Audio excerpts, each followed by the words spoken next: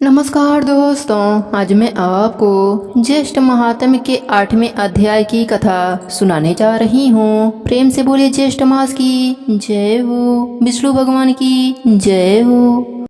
स्कंद जी कहने लगे कि पहले हिमवान नाम का पर्वतों का राजा था। वह स्थावर जंगम दोनों रूप धारण करता था। बड़े सुंदर अंग वाली उसकी स्त्री का नाम मेनका था। हिमवान सब सिद्धियों से युक्त होने पर भी संतानहीन होने के कारण अत्यंत दुखित था और संतान के लिए बहुत से व्रत दानों को भी किया करता था, परंतु संतान न हुई। एक दिन उस राजा ने मेनका को बुलाकर कहा कि धिक्कार है, और ऐसा कहकर बारंबार विलाप करने लगा। वह कहने लगा कि जो स्त्री रक्त और लावण्य से युक्त होने पर भी संतान से हीन हो, वह स्त्री समस्त लोकों में निंदनीय और निर्भाग्य है। हे सूची स्मृति, तुमको देखकर सदा मुझे अधिक समय तक संताप होती है, इसलिए अब से मैं कभी तुम्हारा मुख नहीं देखूंगा। विद्वान पशुओं के समान तुम अपने प्राणों को कैसे धारण करती हो? अपने पति के ऐसे वचन सुनकर जैसे वायु के आघात से केला और वज्र के आघात से पर्वत गिरता है, वह मेनका पृथ्वी पर गिर गई तथा रोती और विलाप करती हुई भगवान विष्णु के शरण में गई। लक्ष्मी जी के प्रार्थना करने पर और सामने नारद ऋषि को देखकर भगवान विष्णु जी ने नारद जी को मेनका के पास भेजा। नारद जी ने वहां जाकर मेनका को पराशरण व्रत का उपदेश दिया और कहा कि ज्येष्ठ तृतीया के दिन विधान पूर्वक इस व्रत को करो। उपदेश पाने पर मेनका ऐसी पर्वत गुफा जिसको मनुष्यों ने कभी नहीं देखा, जो कि सिंह और व्याघ्रों से युक्त है, वह पतिव्रता वहां जाकर स्थाणु के समान नियम में स्थिर हो गई तथा भोजन, निद्रा और अन्य किसी भी कर्म को न करके सब कर्मों को त्याग दिया। केवल भगवान विष्णु की गुणमयी और मनसी माया का सदा स्मरण करती रही। यह सब दुष्कर कर्म ज्येष्ठ मास में हुआ। अन्यास ऐसे कठिन व्रत के हो जाने पर उस व्रत के पुण्य प्रभाव से जगतमयी माया प्रकट हो गई। उस माया को देखकर मेनका ने परम भक्ति से उनकी स्तुति करी। तब माया ने मेनका को वर मांगने के लिए कहा, तुम्हारे इस मासोपवास व्रत से मैं अति प्रसन्न हूँ। तुम्हारी भक्ति के वशीभूत होकर मैं तुमको जो वस्तु नहीं देने के लायक होगी वह भी दूंगी। जगदम्बा के ऐसे वचन सुनकर मेनका अति प्रशंसा के साथ बोली, हे देवी, यदि आप मुझ पर प्रसन्न हैं तो मेरे आंगन में आप प्रसन्न होकर रहें।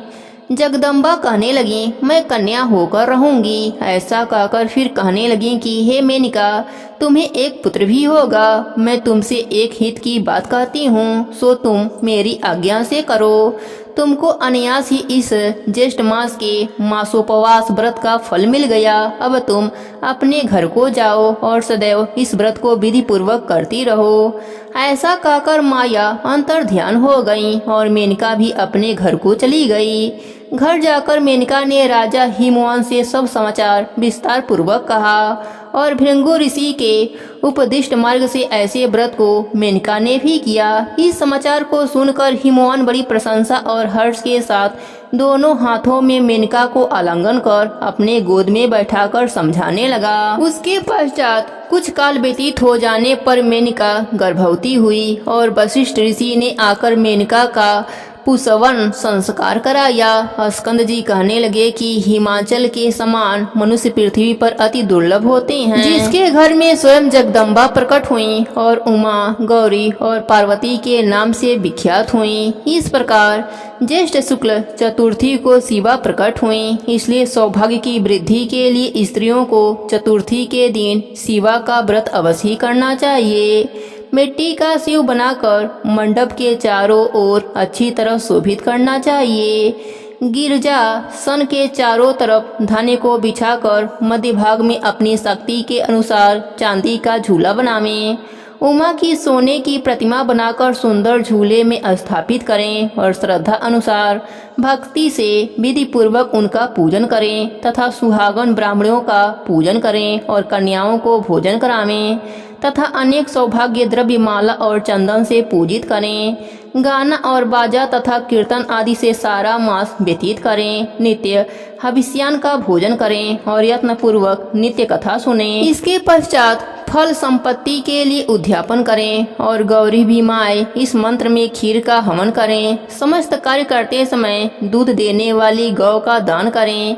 यह स्त्रियों के लिए सौभाग्यदायक गौरी व्रत प्रसिद्ध है। जो स्त्री मोहवश चतुर्थी को भोजन करती है वह जन्म जन्मांतर में विधवा नहीं होती है। उस दिन से इस व्रत की जगतीत में उमा जयंती नाम से प्रसिद्ध हुई। मेनका ने पुत्र संतान के निमित्त फिर इस व्रत को किया और इसके प्रभाव से महान तेजस्वी पुत्र उत्पन्न हुआ। वह मेनका नाम से दूसरा हिमांचल कहा जाता है। प्रेम से बोलिए ज्येष्ठ मास की जय हो, विष्णु भगवान की जय हो।